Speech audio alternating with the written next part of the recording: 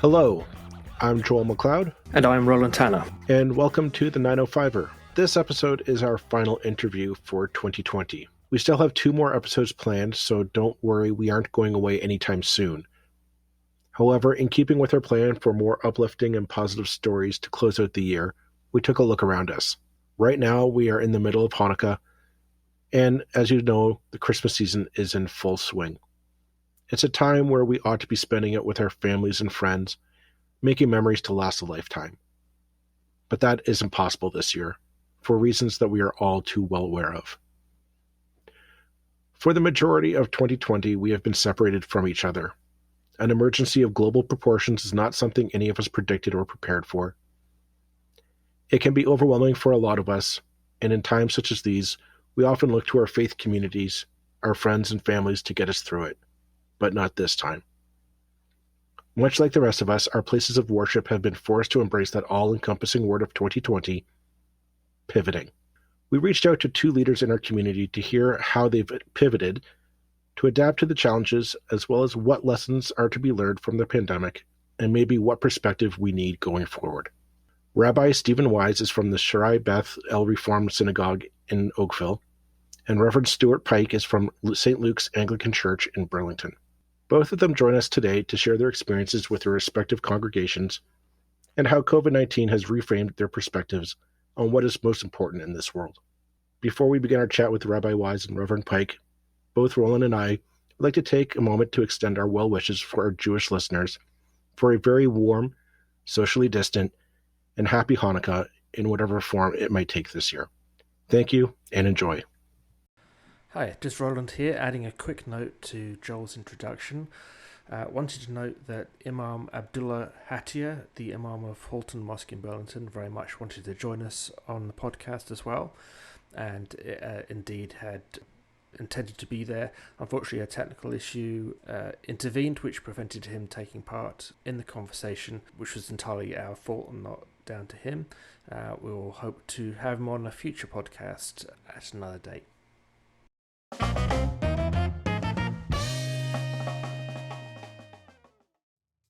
Welcome, Rabbi Stephen Wise and Canon Stuart Pike to the podcast, and for joining us today at what's a very busy time of year for both of you. We wanted to invite you onto the podcast just to kind of, at the end of what's obviously been a difficult year for so many, to ask you how it's affected you as both religious and community leaders, and the kind of challenges you faced, and maybe also some of the more positive stories that may have come along this year, and to kind of have a conversation around those things that maybe will be a bit more uplifting for people as we go into, or as we are already in, the holiday season. So just to go right back to the beginning, I mean, as religious leaders, what were your thoughts when COVID first hit back in March, really, when we're talking about Canada? Rabbi Wise, maybe we could go to you first. It's been kind of a wild ride. Judaism, as we talked about earlier, like all faiths, is built around community. It's built around people coming together and doing things in person. And, for generations, that's really what it's been about. And so at the time when people needed community and faith the most, that's when we were forced to shut our doors, which we've never done ever in the history of our synagogue. And it was a real big challenge at the beginning. People were calling, asking what we're going to do. How are we going to change? How can we adapt? And I guess a further technical difficulty would be that Shabbat is mainly a time to not be on your computers, and you're using all the electricity and all the technological things that we use on the regular week. Shabbat's supposed to be a time to get away from that. Especially within the more Orthodox communities, you're supposed to shut everything down right when sundown happens on Friday. So to sort of adapt to a new world, a new situation, required a lot of thinking, a lot of experimentation, and the Jewish community, even within it, has many layers. So as a Reform rabbi, our more liberal community we were able to adapt probably a little bit quicker. I've used some technology before in our synagogue. We have some screens up, and we've been doing these call-ins on Shabbat once in a while. So we do use technology if we have to for Shabbat, and we kind of embrace the community aspect of Zoom, let's say, and other formats.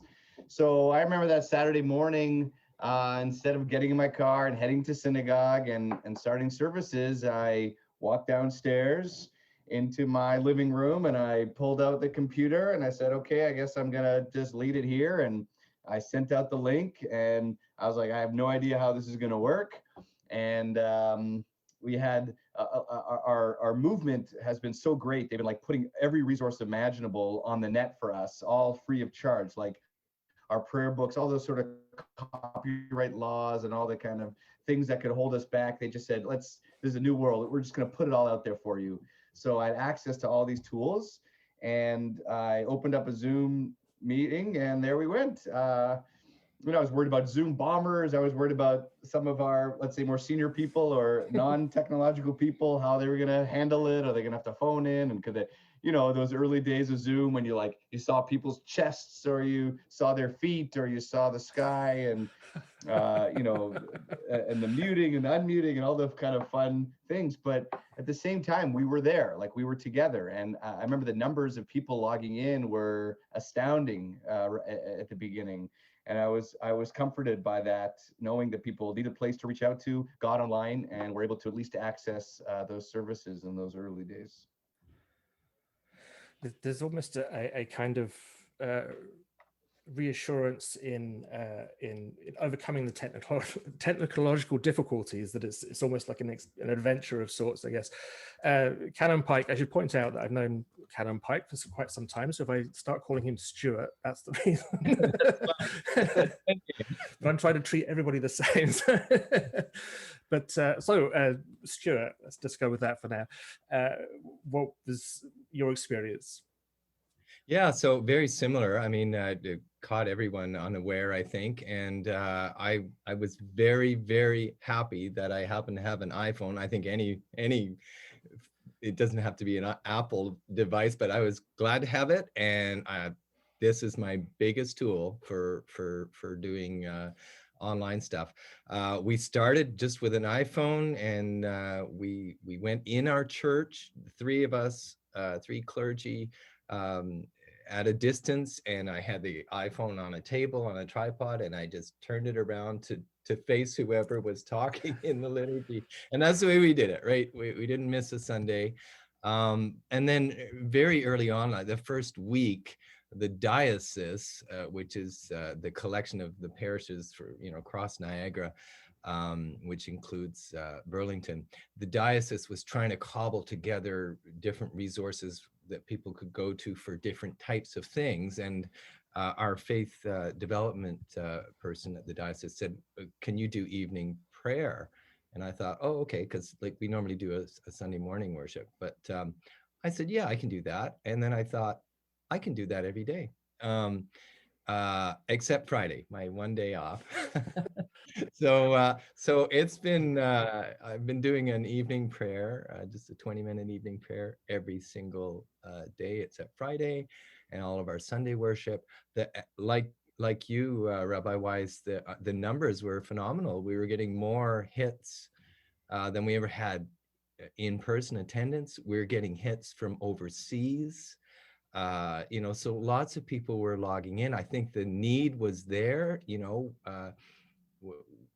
like you, we're a community that gathers, and being together is a huge symbol of who we are. When we gather for Eucharist, we share together.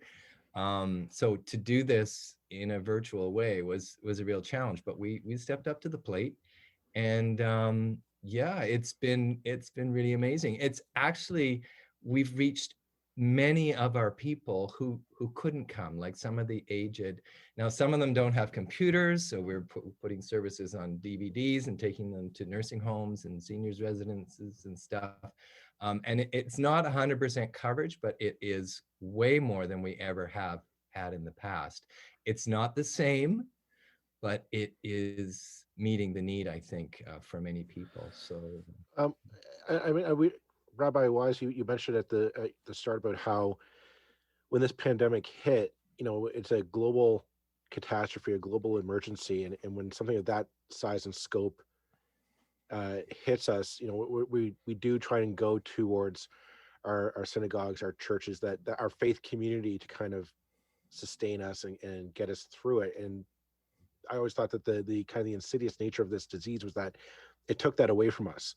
We weren't able to go to our communities and our friends and family and support and kind of get that spiritual nourishment that we sometimes depend on for things like this. And I'm wondering if maybe you can excuse me, touch upon just what the response has been from your congregations to try and I guess I'm going to use the word pivot into 2020 and adapt to the times. Rabbi Wise, why don't you start us off? I remember after I did my first service, I remember one of my congregants called me right after. He's like, Rabbi, it was great the way you put it online, but if you don't mind, I have some ideas for you. Let's meet on Monday in your office and I can go over it. I'm like, oh, it's so nice, and he comes in, he's like, okay, your camera's awful. I'm gonna give you a brand new camera, okay? There's a Logitech, blah, blah, blah, I'm gonna plug it in. Okay, what are you using for a microphone? I'm like, I don't have a microphone. He's like, all right, here's a microphone. Now, what are you doing for internet? I mean, I'm like, I don't know, I'm on my Wi-Fi. He's like, no. Here's a wire, it's 100 feet long, you're gonna plug it into your thing, you plug it, all right, I want to. He's like, and then he's like, okay, I got this tripod. He had all these things. Like, this is my business, and if you're gonna do this, we got to do it right. So he was very, he didn't criticize too much. He just said, let me give you the tools to make sure you can do it right. So we learned a lot those early days, and the community, like, that's, I guess, an example of the community kind of rallying together, like. Providing the structural needs. When we decided over the summer that we were ready to come back into the synagogue and broadcast it live, we needed a lot of technological know-how and tools, which I didn't know anything about. And so one generous congregant said, listen, I would like to put some money towards this so we can do it right. He's like, I want you to stand on the Bima, which is our raised platform. He's like, I want you to pretend that you are going to record this. What are the tools that you want? Like, just dream it up. I'm like, okay, well, I guess I want a camera right over there, and I want a camera right in front of me. I guess I'm pointing, we're in a podcast, but I'm pointing up in the sky. I want the sky view. But I want the intimacy. Like, I want a camera right near me. I want people to feel like they're in the room with me. They're not like watching the synagogue show. I don't like that, because that's been out there for a couple of years. Some of these, especially synagogues that are a little bit bigger and have maybe bigger budgets, they have that technology where you can just, like, you're peering in on a show, and that's good. That's step one. But I'm like, if we're gonna do it right, I want it to be as intimate as this conversation is. I want it to be like feeling like they're in the room with me as close as possible. So the right cameras in the right places. Then I said, when I'm at home and on my phone or my computer, I see everyone's face. But if I'm standing on the Bima and I can't see everyone's face, I'm gonna feel like I'm alone. And I'm just talking into nothing, because there might not be people in the room, or there'll be 5 people and then 100 people online. So I'm like, I want right in front of me a monitor.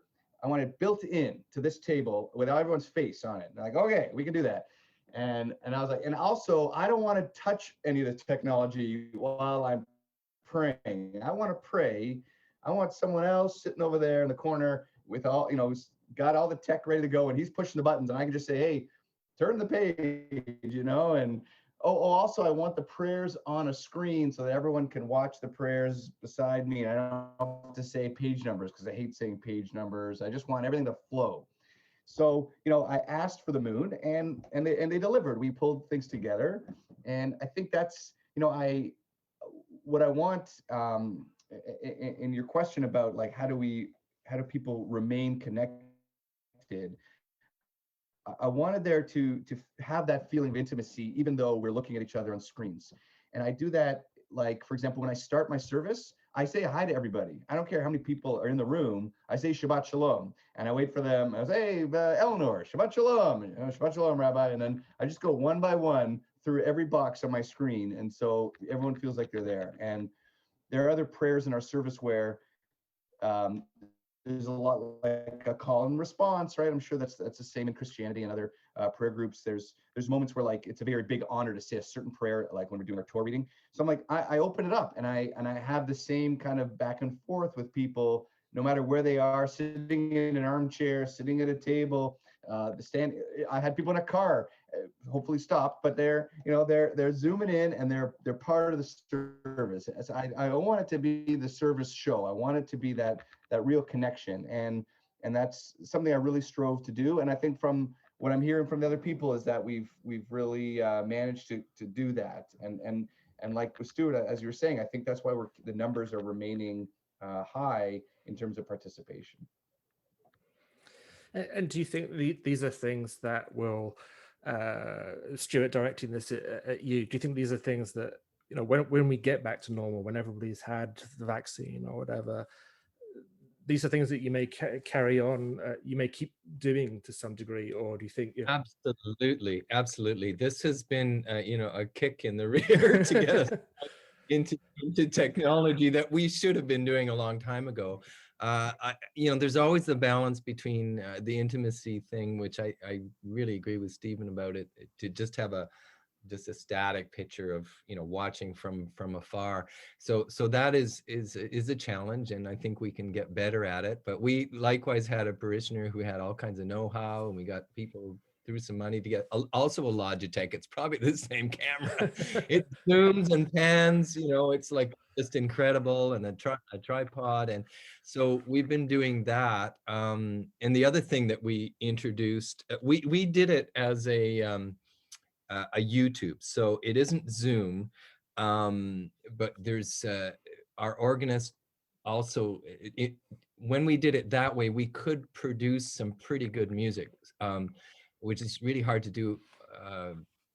It's hard to do with individuals on Zoom. You have to kind of do it in advance. And so our organist, Jennifer Goodine, plays the organ for all the verses of all the hymns, sends it by email to all of her choristers. Wow. They listen with an ear pod in so that they can hear, but it's not going to be picked up on the mic. They record their voice singing their particular part and send her the email back. And then she stitches it all together. My goodness. And getting it all lined up, and we've got 4-part harmony. The choir has never sounded better. You can do amazing things with fixing the person who's out of tune, Well, you got it. And the one who sings a little too loud, tune him down a bit, but perfectly balanced choir. So, we've been able to do that.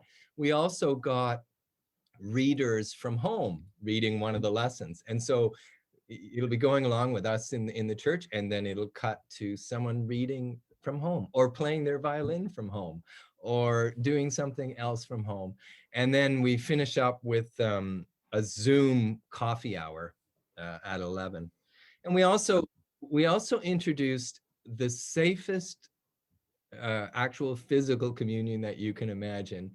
Outdoors, wear masks, sanitize the hands between everyone receiving. It's only a few people who take us up on that, but some people really did miss, like for 8 months, there was no even physical communion.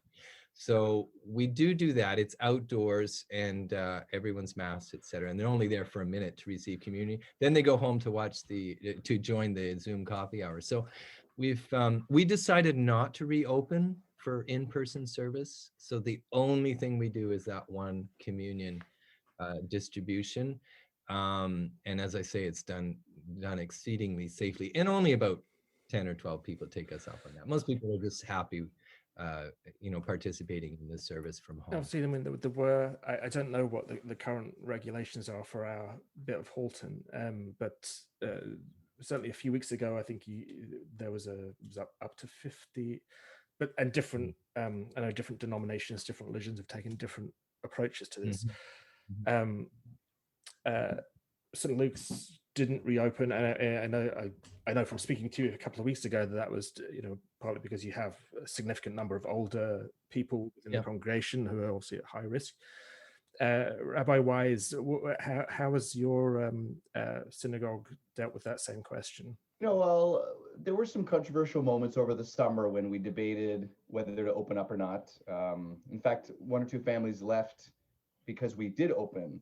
The vast majority did want to open. One family was like, it's too dangerous. My response was, everyone has to make their own decision, and if we're within the guidelines set by our government and we feel comfortable doing it, not everyone has to come. That was sort of my understanding. I think that was a bit of an outlier. I'd say 99% of the congregants were open to this idea. So we went through all the precautions. We wrote up documents. We had like a task force. The COVID cabinet at one point got together. And so we had bar bat mitzvahs, including my own daughter. So my daughter, who was supposed to have the bat mitzvah, which is the coming of age ceremony for a 13-year-old young Jewish adult, it was supposed to be in May. So first in March, we were like, okay, it's May, this will be way over by May, so no problem. So we're like, let's just keep everything in place, all deposits, with tell everyone to hang on. And then as we got into April, and we're like, this is not good. So we rescheduled for October. We said for sure by October, everything will be fine. And then by October, we noticed obviously what was happening. So we did these in-person bar bat mitzvah ceremonies during our regular Saturday Shabbat morning services. And we had to limit, as you said. I think it was, even though 30% of capacity for our building would have been closer to 70 or 80 people, we just capped it at 50. And we had the chairs set up in the room with tape around them, like groups of chairs, all 6 feet apart. We had measuring tape. We had like a guy come in and measure it out. We opened up the doors so there'd be airflow, and we did, the safety glass up on the, we did all those things, and that way we were doing it online and in person. We did that for a lot of the fall, and for my daughter it was pretty neat. Like we put up the link to everyone around the world who couldn't come. My sister lives in New Zealand and couldn't come, and some people who just didn't feel comfortable coming in. That was fine, but she had her closest friends, and we had most of our family there who were able to, and it worked out pretty amazing. I mean, my daughter says she'll never forget it. It was looking out, seeing masks and all kinds of things, but the fact that we pulled it off, and it was one of those October days where it gets cold, but all of a sudden, like, there's a sunny day, and you're like, wow, like it was the middle of October, and it was like a perfect, like 12 or 13 degrees, sunny. And after the service, we went outside. We prepared packages for people to leave with, like, a luncheon, because normally we'd have a luncheon in the building, and we had these ready to go for people to leave. No one wanted to leave, so we set up tables in the parking lot, and it was this beautiful sunny day. And we have these amazing pictures of us sitting outside and like sort of celebrating, all spread out and managing to do that. So that worked out pretty good. Stuart, you said something interesting about how he decided to add on like a one night a week, one every night, that prayer. I feel like I've unleashed the beast of, what else, Rabbi, what else can you do for us? So I did something. So my wife runs our religious school. We meet, after school and on Sundays. And we, couldn't have school all through March, April into May. And we always, at the end of the year, we have like this, an end of the year religious school party, like most schools, end of year party. And for the past couple of years, we actually had an ice cream truck come to the synagogue, and the kids come outside, everyone gets an ice cream. So I said to her, what if we could still get an ice cream truck? Like that's totally kosher. Like we'll just, have the truck, we looked at logistically, it was like impossible and like through the roof expensive. And I'm like, well, what if we're the ice cream truck? Like we just pack up our car with ice cream in like coolers, and then we just drive around to everyone's house and give them an ice cream. And so we like, okay, why not? So we bought all the ice cream. There's this app you can use now where you plug in like 50 addresses and it gives you a route. And oh wow, Halton is big. It's the only synagogue in the whole region, so it's quite a wide area. I mean, we were in Ancaster and we were in Hamilton, and then we were in like North Burlington, you know, and then into Milton, and then all the way through Burlington, South Burlington, you know, and then all the way through East, West, Oakville, and then even into parts of Mississauga. It took, I think we left at like 8 in the morning, and we didn't get home till I think 8 at night. Like, it was like the craziest day. But we managed to stop at every home where there are kids and gave them an ice cream. We got a picture, and we had a sign on our car. It said like Rabbi's ice cream truck. And you know, but I'm worried. Like, every time we do something really awesome like that, you're like, wait a second, what are they going to expect of me next? I mean, now, as we go into sort of 2021, do you think have you either of you sort of felt there are lessons that we should be learning as either as members of faith groups or just generally as a society at large that this year has taught us? Stuart, let's start with you. Yeah, okay, lessons. I mean, the stories, this is a global pandemic.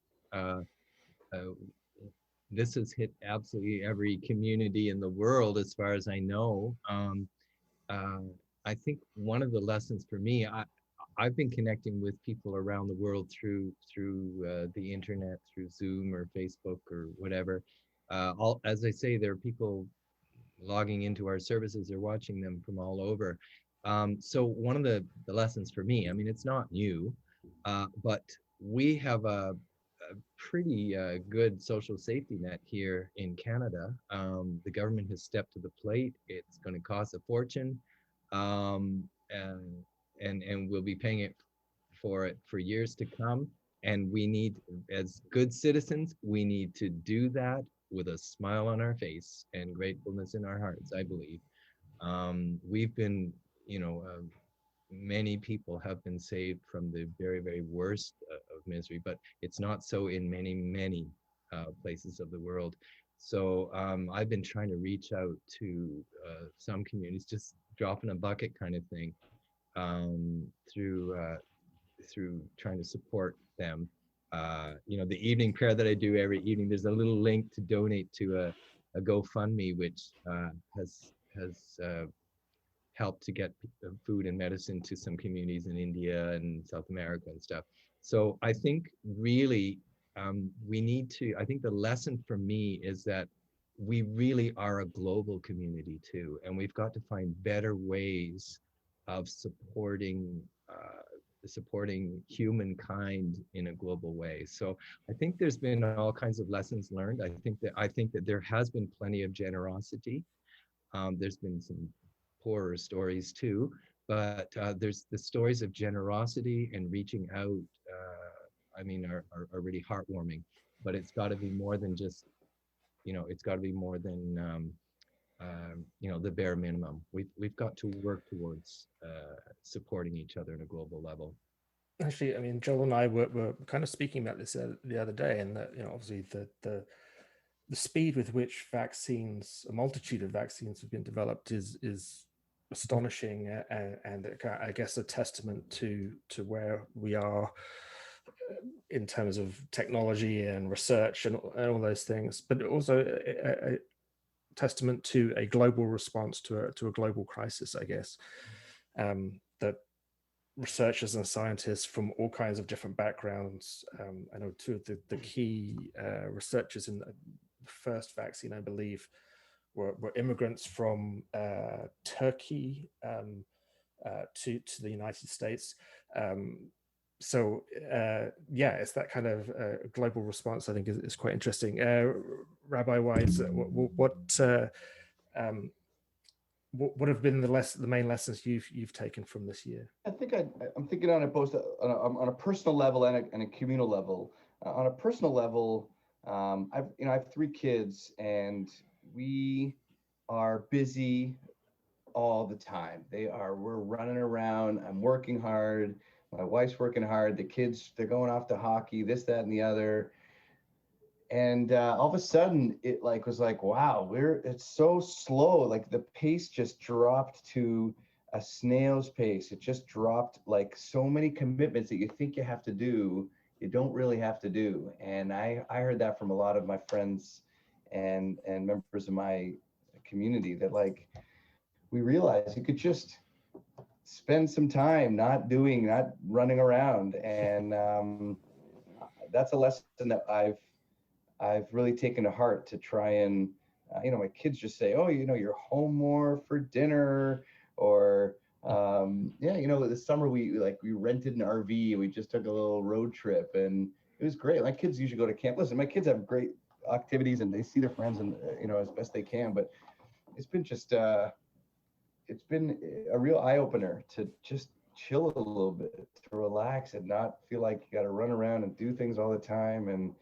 And so I remember reading about how like the environment, like the world, like the smog cleared up for a couple months over the world, and we saw clean water and air, and everyone just that it's like a reset, and I don't think, I don't say in the bad way, because I know I've read the news, but the great reset, and there's like, it's a political hot potato now. But no, I think the idea of kind of reevaluating where you are, what you're doing, and looking at, that's one. And I think for me personally, and I've managed to reconnect with people in this way, like Zoom chats with like alumni from my master's program in Boston, 20 years ago, or from some friends who we went on this trip, and we like always said, oh, we can't get together, and we're like, well, we could Zoom together. It doesn't matter where we are. We could be, one guy's in Arizona, one guy's in LA, one guy's in Florida, one guy's in Indianapolis. Especially, I'm sure Stuart can relate. You go to school with a lot of people. You become a pastor, a cantor, a rabbi, a clergy, a canon, whatever, and then you're spread out all over the place, and you never get to see each other. And I have been, and I've even been able to Zoom in to my friends' kids' bar bat mitzvahs that I normally wouldn't have been able to either. And that's been a real eye opener, because everyone's getting this technology going. So I guess that's been a positive for me personally. It's kind of that dichotomy of 2020, I guess, that for years we were told that all this technology is bad for us, and we need to step away from our phones and tablets and computers and converse. And then 2020 hits, and that social dynamic is taken away from us. And how do we replace it? We go to our computers, our iPads, and our iPhones to get back that social aspect that's been taken away from us. That's the kind of year it's been, I suppose. But I really do appreciate what both of you are saying, and kind of the macro and the micro perspectives on kind of what matters most. And I think the common theme between both of your points there is it's the human level. It's that how do we look at our common humanity across faith, race, economic backgrounds, and whatnot. How do we help each other out? Hopefully, 2021 might be a bit of a change in perspective, I hope, for a great deal, many of us around the world. I hope so, Joel. I just want to do a little plug for something that both Stephen and I have been involved in, and that is One Burlington. So One Burlington is getting together all the different faiths, including the imam and the rabbis and all the many Christians, Baha'i, etc. And it's something that we've been doing for years now. And we're going virtual. We've gone virtual. So we've been doing virtual things, and we will continue to do that. So I think in Burlington, there is a big desire among the people for us to work together and to recognize our common humanity, no matter what our faith. Right. But that we do, all of us somehow believe in a creator who we can draw upon, no matter the mechanics of our faith. So that's one thing that we continue to do. So well, I think that would be a great note to leave it on. I do have one question for both of you just before we log off. Says today, the date of recording this is the third day of Hanukkah, Rabbi Wise. This will be aired on the 8th day of Hanukkah. Would you mind just telling our listeners what your congregation is doing for Hanukkah? And then once you're finished, I'm going to throw it over to Stuart and ask what are the plans for Christmas. Rabbi Wise, take it away. Thank you. Yeah, Hanukkah is just a lot of fun, and we've embraced this technology to do all kinds of neat things. So, like last night, the Reform synagogues from across Canada put together our own version of Saturday Night Live, and we had some comedy, we told stories, we had music. It was like a whole variety show, and we pre-recorded, put it all together, and broadcast it across the country. And we had close to 1,000 people log on, which was just phenomenal. I'd never seen anything like it. So that was pretty neat. And we're trying to do, exciting things like that each night. I had a woman in my congregation. I had her live making latkes and like pouring the oil. And she's like, this is my mom's recipe from my grandmother. And she's like squeezing out the potato, chopping it up and throwing it on the saucepan. And so we had fun stuff like that. I got a good friend on Monday night who's out in Calgary. He owns one of the biggest wind farms maybe in the world, but definitely the biggest in Canada. He's been on the cutting edge of green energy, and it ties into ecology because part of the themes of Hanukkah are to sort of celebrate are not relying on oil. I'm sort of flipping the script, So I was like, how could we not rely on oil, even though it's an oil-based holiday? So I'm bringing him in to sort of have some fun with that. We're having the Great Dreidel spin-off. I think that's Wednesday night. We're gonna have like compete and throw the dreidels around and spin and get some kids on there and have some fun games. So I was like, you know what? Each night, everyone's gonna be home. Let's just have 7 o'clock. Let's all get online, and I'm gonna create something fun. And we're doing it. So, we kind of been making the most of it. This morning at 12, I was on with my family who lives in Israel. It's 7 hours ahead. So they're about to light. So we got all our family here connecting together on the Zoom boxes, just kind of watching them light. So, we wouldn't have done that a year ago. Actually, I was in Israel a year ago on Hanukkah with them face to face, which is clearly better. But when I don't get to visit them, years can go by. I don't see anybody. And here we are now. We're like an annual tradition where we do see each other like that. So that's been kind of cool. So we're right in the middle of Hanukkah. We're going right through, pushing through till Thursday night will be the 8th night. And it's been, so far, it's been a lot of fun and really enjoying it. Fantastic. So we're blessed, we're part of a diocese, which extends the whole Niagara Peninsula, goes all the way up to Dundalk and north of Orangeville. So it's a fairly large area. So there are some resources across the diocese, and there is one church in the diocese that is probably world famous for its singing, and that's St. John's Elora. So they are doing 9 lessons, a very traditional 9 lessons in carols service. So we're pointing our people to that. That's this next Sunday, the 20th at 7 p.m. If you want to go, you can log in. You have to register in advance by Tuesday. It's free. So we're doing some of that. So we may as well just use the technology to get some really good music. There's also a diocesan Christmas play, like a pageant for the kids, which will be happening on Christmas Eve at noon. And then we're doing our own thing, our music with our music director and other musicians. And it's all done safely, so we'll be doing a kind of a Christmas carol service with Eucharist, and then on Christmas Day, we'll just do a very, very simple reading of the Christmas story and a short reflection, and then we're going to do that distribution of communion for those who want it on Christmas morning at 10 a.m. And there'll probably be small numbers for that, but it's making the connection. So we're using the technology to get, I think, an even broader experience of Christmas. Well, it sounds like you guys are still having the right spirit and the right perspective for the month of December. I'll leave it there, and thank you both of you for coming on to the podcast. We wish you a very happy Hanukkah and a very Merry Christmas, and a happy holiday to anyone in between. Thanks so much. Yes.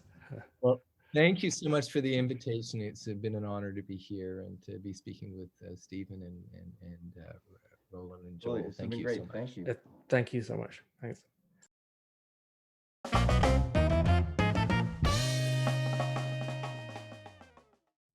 That's it for this episode of the 905er. Thank you for listening. As always, you can send us your feedback, thoughts, and concerns, or ideas for future episodes to our email, info@905er.ca. We'd love to hear from you. You can help us keep the 905er going by financially supporting us through Patreon as well as PayPal. Visit us at 905er.ca and click on the support tab.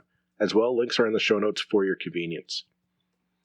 Lastly, you can find us on social media. Search for _905er on Facebook, Twitter, Instagram, and LinkedIn. So long for now. See you next time.